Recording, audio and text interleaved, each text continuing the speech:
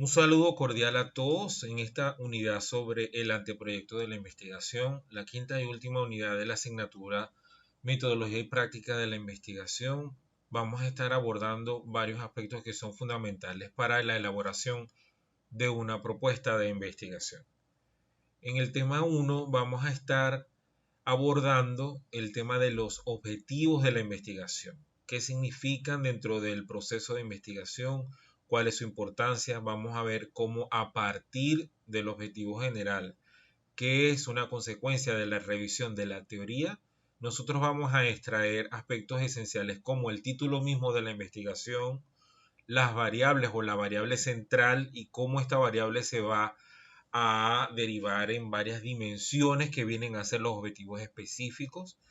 En pantalla pueden ver una lista de verbos bien conocida como la taxonomía de Bloom. Hay muchas taxonomías, pero esta es la más utilizada para definir el nivel de la investigación. Si nosotros vamos a tener un proyecto en el que se plantea hacer un análisis, nosotros podemos elegir uno de estos verbos de la columna de análisis y los objetivos específicos debería extraerlos de los niveles anteriores. Mientras que si tenemos un estudio que sea evaluativo, podemos mirar los objetivos anteriores. Lo más importante en la selección del verbo es que el nivel del verbo de la investigación en correspondencia con la taxonomía que estamos viendo acá, sea de un nivel alto, por lo menos de aplicación en adelante. Eso va a depender también del tipo de tesis. Nosotros vamos a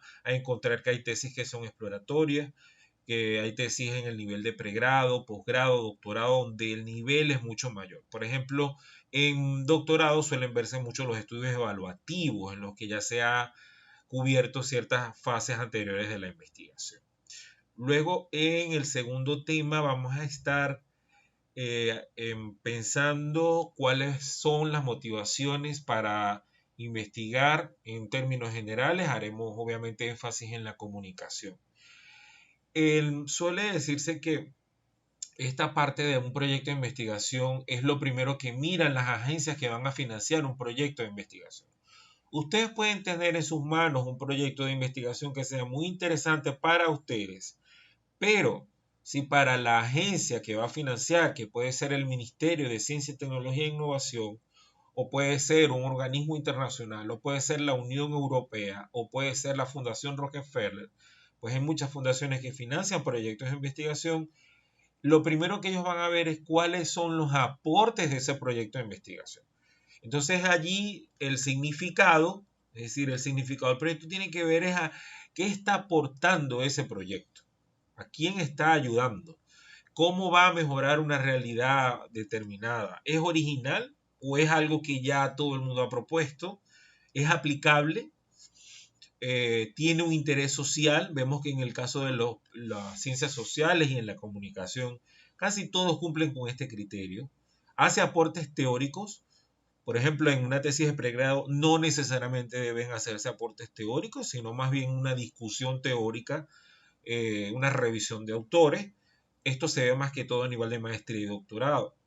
Y la factibilidad, que esto sí es esencial. Un proyecto que no sea factible, pues no debe ni siquiera pensarse en él.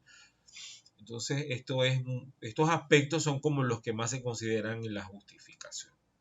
Luego tenemos en la descripción y la delimitación del problema de investigación.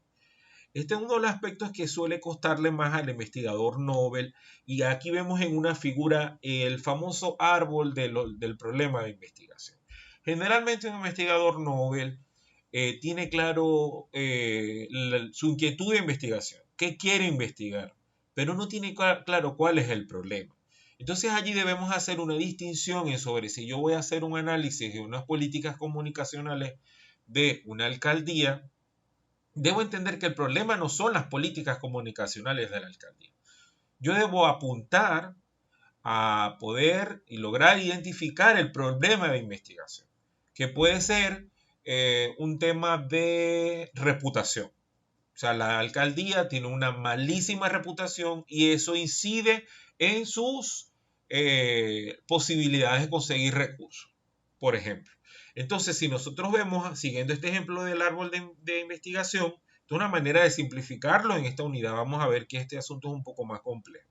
Pero si el problema principal es una crisis de reputación, ¿cuáles son sus principales causas? ¿Por qué hay una crisis de reputación? No se están, por ejemplo, invirtiendo, no se está escuchando a los ciudadanos. ¿Y cuáles son las consecuencias de esto? Que puede ser lo que les decía, que por ejemplo la alcaldía no logra suficientes recursos porque está siendo mal evaluada. Bueno, estos son los principales aspectos que vamos a estar abordando en esta unidad. Espero que tengan el mayor de los éxitos.